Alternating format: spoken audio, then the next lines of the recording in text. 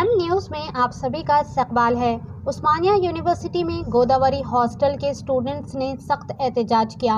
Student का इल्ज़ाम है कि इन्हें जो खाना फराहम किया जा रहा है वो निहायत गैर मियारी और नाक़िस है। बाज़ स्टूडेंट ने तो खाने में मिलावट की शिकायत भी की है।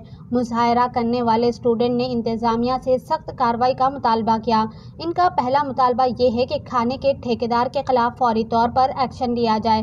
दूसरा अहम मुतालबा है कि हॉस्टल में मियारी और साफ़ सुथरा खाना फिलफौर फराहम किया जाए। ये एहतजाजी मुज़ाहरे हॉस्टल के मेस में खाने के मियार पर स्टूडेंट की शदीद नाराज़गी को जाहिर करते हैं। आइए देखते हैं ये रिपोर्ट। ऐसे ही अहम और ख़ास खबरों के लिए एम न्यूज़ को लाइक करें, सब्सक्राइब करें, शेयर भी ज़रूर करें।